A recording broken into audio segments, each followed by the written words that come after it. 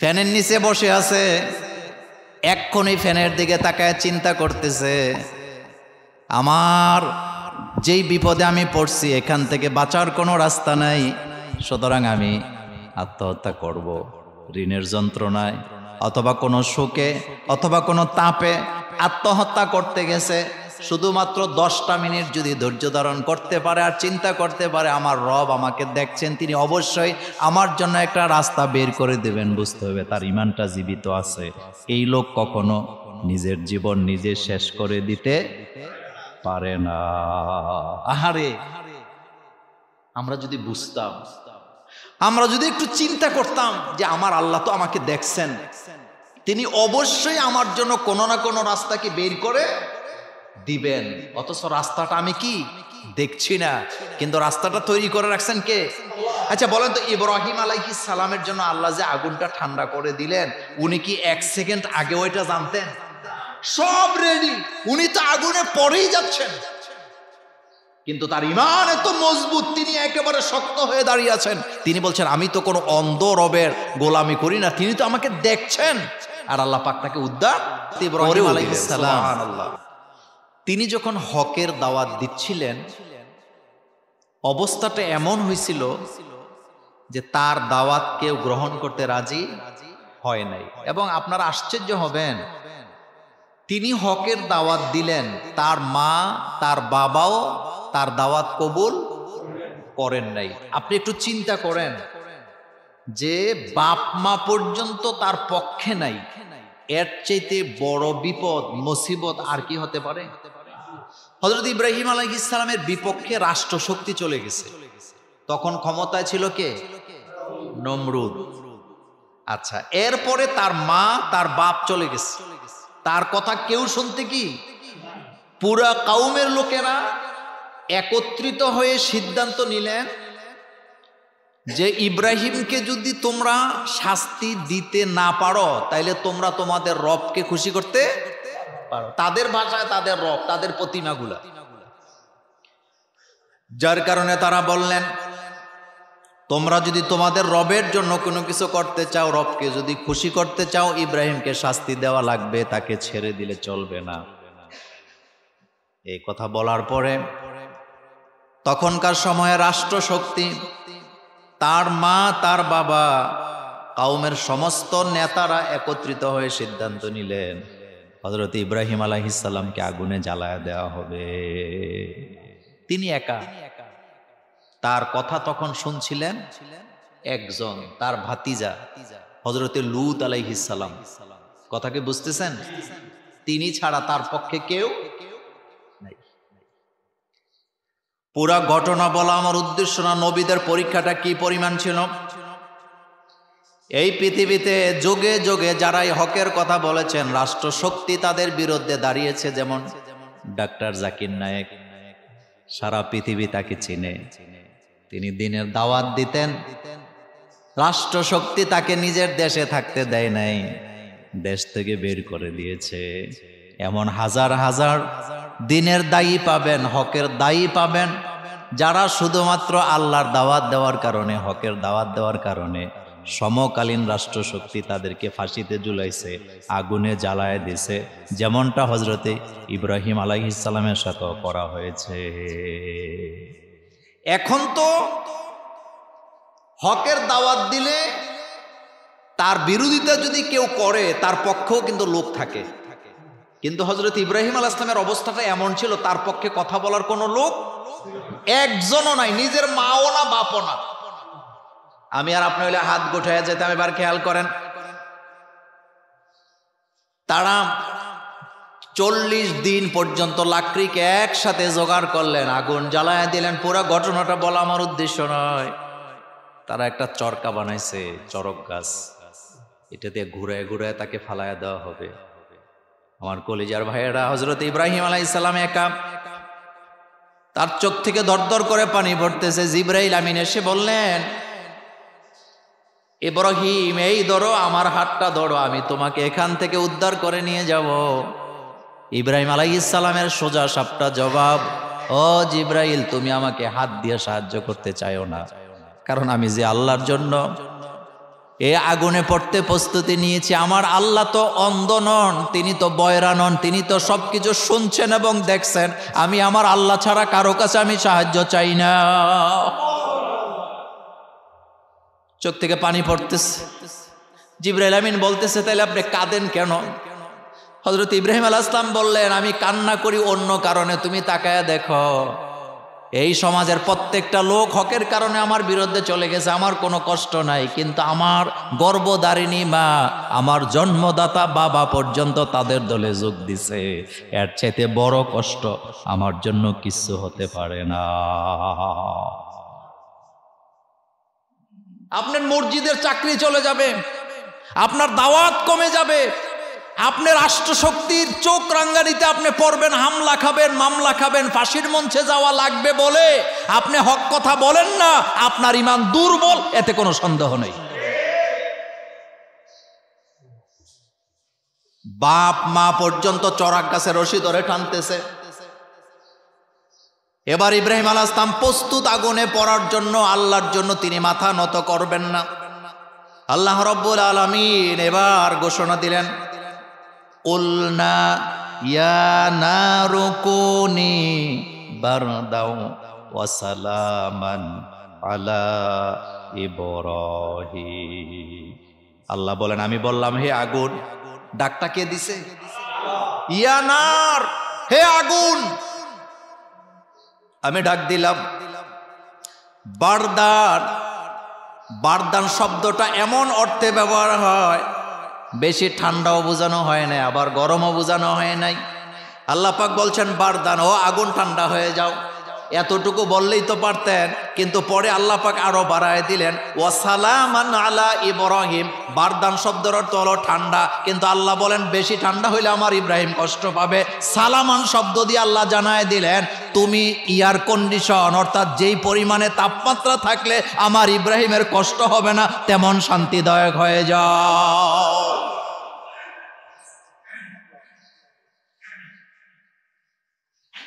শহীদ হয় যারা, তারা যে কি দেখে আমরা সেটা দেখি না, তারা যে কি বুঝে আমরা সেটা।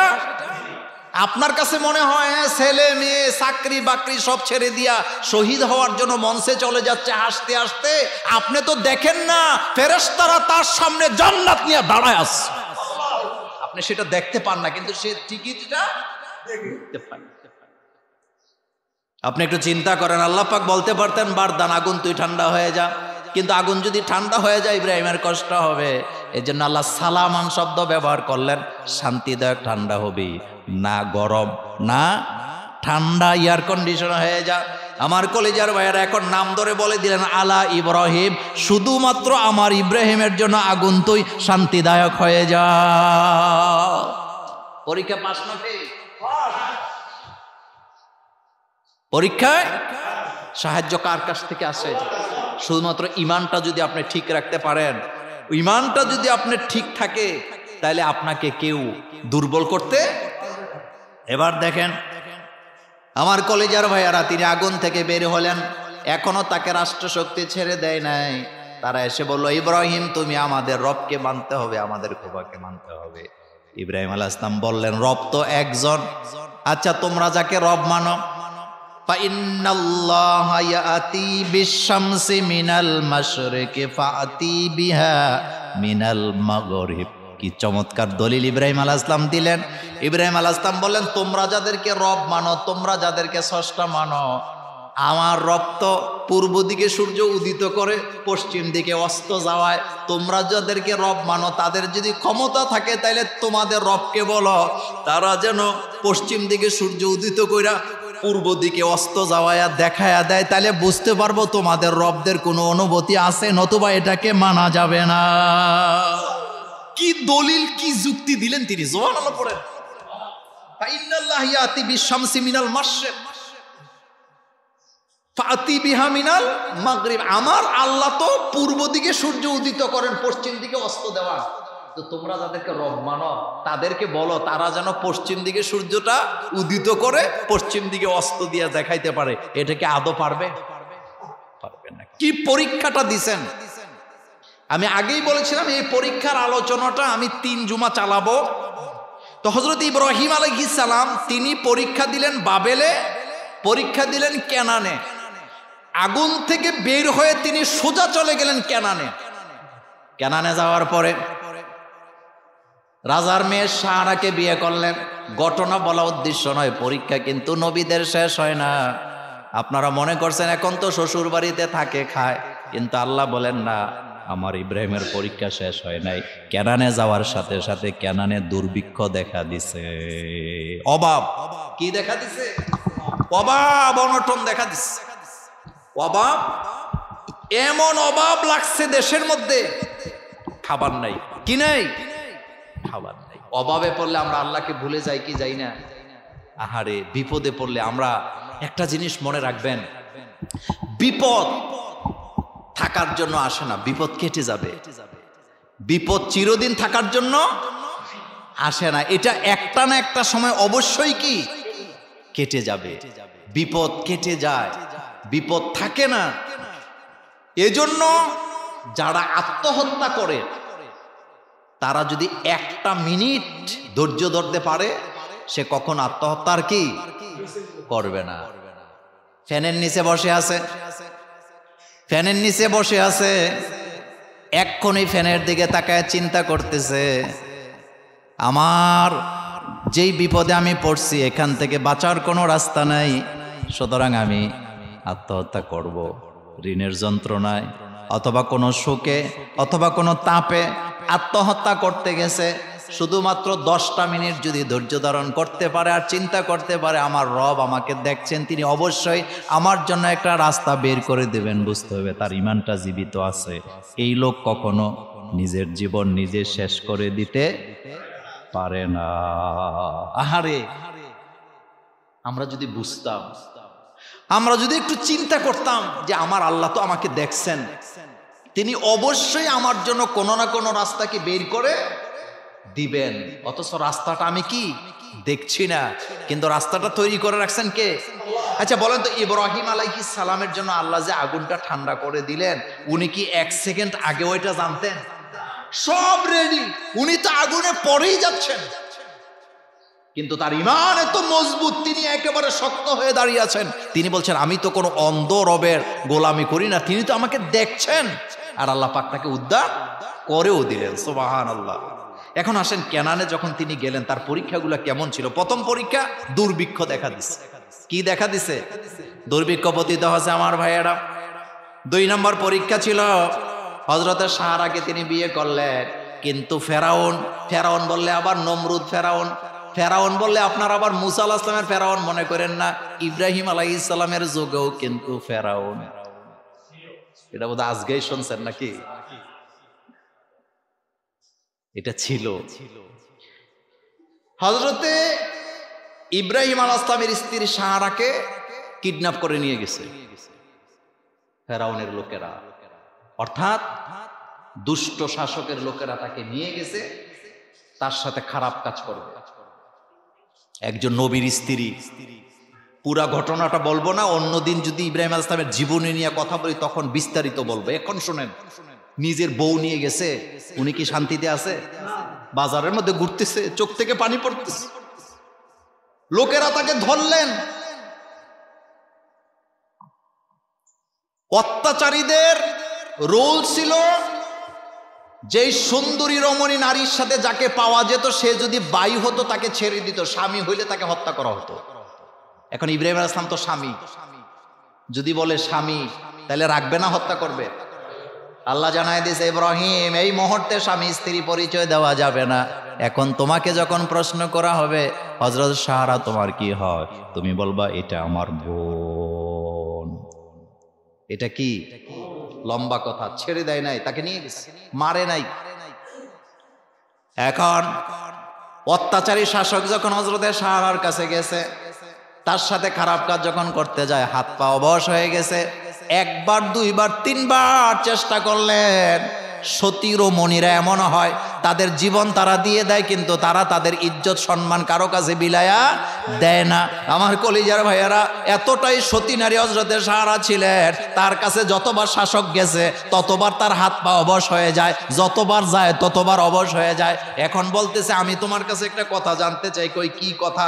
আমার কাছে আরেকটা মেয়ে আছে, ওই মেয়ের কাছে আমি যতবার যেতে চাইছি আমার হাত পা অবশ হয়ে যায়, সুতরাং আমি তোমাকে ছেড়ে দিলাম, তবে তুমি ওই মেয়েটাকেও তোমার সাথে করে নিয়ে যাও। ওই মেয়ের নাম কি? হ্যাঁ, হাজেরা। সতী নারী কাকে বলে? দিয়ে দিছে। এখন কয়জন? ইব্রাহিম আলাইহিস সালামকে বলছে যাও তুমি তোমার বোনদের কিনে এখান থেকে চলে যাও। পরীক্ষা চলছে, পরীক্ষা পাশ করাইছে কে? স্ত্রীকে ফিরাই দিছেন কে? পরীক্ষা এখনো শেষ হয় নাই। এবার 80 বছর বয়সের সময় সন্তান একটা হয়েছে, তাও সারার ঘরে হয় নাই। সারার ঘরে যখন বাচ্চা হয় না, এবার হযরতে সারা ইব্রাহিম আলাইহিস সালামকে বারবার বলতেছে তুমি আরেকটা বিয়ে করো, আরেকটা বিয়ে করো। ইব্রাহিম আলাইহিস সালাম রাজি হয় না। এখন বলতেছে আমি পাত্রী তোমার জন্য ঠিক করলাম। কয় কাকে? কয় আমার বোন হাজেরাকে তুমি বিয়ে করো। আমাদের বিবিরা এটা এরকম করবে? আহা, সারা নিজে হযরত ইব্রাহিম আলাইহিস সালামের জন্য পাত্রী ঠিক করলেন, কারণ সারা যুক্তি দিলেন হাজেরার জন্য ইব্রাহিমের চেয়ে উপযুক্ত পাত্র পৃথিবীতে নাই, সুতরাং তুমি তাকে বিয়ে করো, সে আমার বোনের মতো।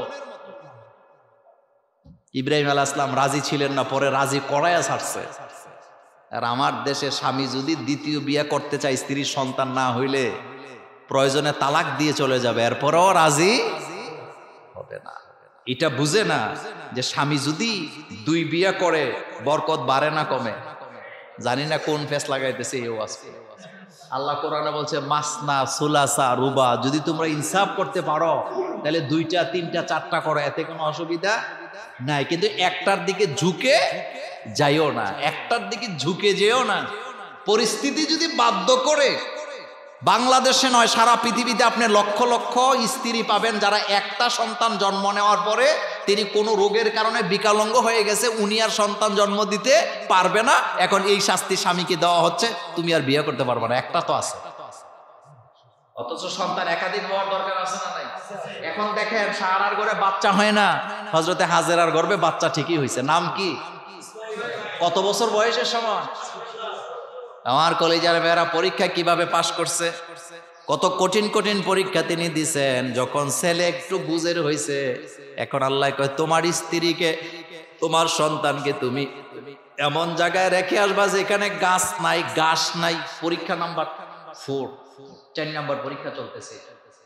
এমন জায়গায় রেখে আসো তোমার স্ত্রীকে, তোমার সন্তানকে, যেখানে গাছও নাই, ঘাসও নাই, ঠিক কাবাটা যেখানে, এখানে রেখে আসছে। কাঁদতেছে, চোখ থেকে পানি পড়তেছে। আল্লাহর কাছে তিনি দোয়া করতেছেন, আল্লাহ রব্বানা ইন্নী আসকানতু মিন যুররিয়াতি।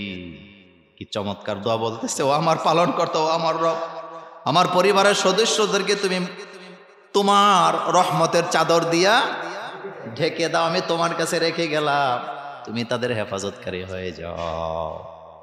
অল্প কয়েকটা আমাদের দেশে কিছু কিছু ওয়াজ আছে, কয় হাজেরা আর সারা ঝগড়া লাগছে এই জন্য দূরে রেখেছে।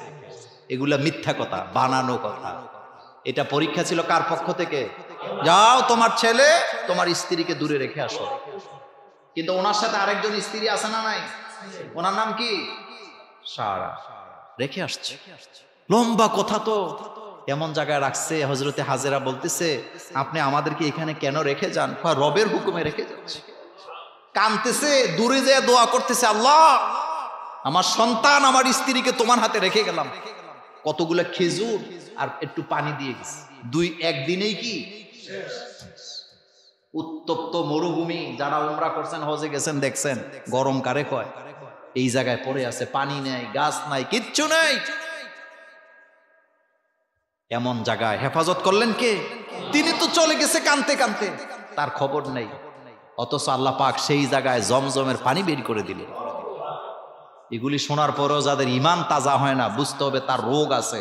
অহম আয়ুনুল লা ইউবসিরুনা বিহা, ওহুম আযানুল্লাহ ইয়াসমাউনা বিহা, আল্লাহ বলছে তাদের চোখ আছে দেখে না, কান আছে শোনে না, হৃদয় আছে কিন্তু অনুধাবন করতে পারে না। আপনি চিন্তা করেন তো, চতুর্দিকে কিলোমিটার পর কিলোমিটার মরুভূমি, পাহাড় পাথর, মাঝখান থেকে জমজমের মতো একটা ঝর্ণা আল্লাহ বের করে দিল।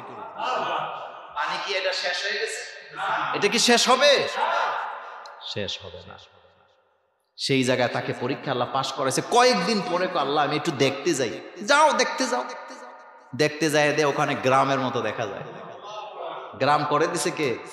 চতুর্দিকে খেজুর গাছ, বাচ্চাটা খেলতেছে, কি খুশি তিনি। নাম্বার পরীক্ষা পাস। এখন আল্লাহ কয় জবে করো। এখন কি বলতেছে? জবে করো। ফালাম্মা বালাগা মাউসাইয়া, যখন হাঁটা চলার বয়স হয়েছে, ক্বালা ইয়া বুনাইয়া ইন্নী আরা ফিল মানামি আন্নী আযবাহুকা ফানজুর মাযা তারা। এখন যখন ছেলেটা খেলাধুলার বয়স হয়েছে, এখন আল্লাহ কয় তারে জবে করো আমার জন্য। রাজি হইছে কি হয় নাই? ছেলেরা যায় বলতেছে, ও আমার ছেলে, আমার পরীক্ষা এখনো শেষ হয় নাই। আমি আর আপনার ছেলে মেয়ের অসুখ হইলে আকাশের দিকে তাকায় মায়েরা বোনেরা গালি দেখো, আল্লাহ তুই বুঝি আমার সংসারটাই দেখস? বলে না? আল্লাহ হুদা আমার দিদি দেখে আর কারো নাউজুবিল্লাহি মিন যালিক। তিনি বলতেছে, ও আমার ছেলে, ইন্নী আরা ফিল মানামি আন্নী আযবাহুক ফানজুর মাযা তারা। ক্বালা ইয়া আবাতি ফাআল মা তুমারু সাতাজিদুনি ইনশাআল্লাহু মিনাস সাবিরিন। ইব্রাহিম আলাইহিস সালাম ছেলেকে বলতেছে, আমি তো স্বপ্নে দেখলাম রব আমাকে বলেছে তোমাকে রবের জন্য জবে করতেছি। তিনি বলেন ইফআল, আপনি তাই করেন, রব আপনাকে যা করতে বলেছে আপনি অবশ্যই আমাকে ধৈর্যশীলদের মধ্যে পাবেন। পরীক্ষা কারে কয়? পরীক্ষা কাকে বলে? পরীক্ষায় পাশ করার কারণে এখন যার গর্ভে বাচ্চা হয় না, ওই স্ত্রীর গর্ভেও বাচ্চা দিলেন কে? সুবহানাল্লাহ ভাই, যে কইেন। এখন তো বাচ্চা আবার হেডার করে হয়েছে, তাহলে দেয় কে? কিন্তু পরীক্ষা দেওয়া লাগে। মোমেন পরীক্ষা দেওয়া ছাড়া পাশ করার কোনো রাস্তা কি?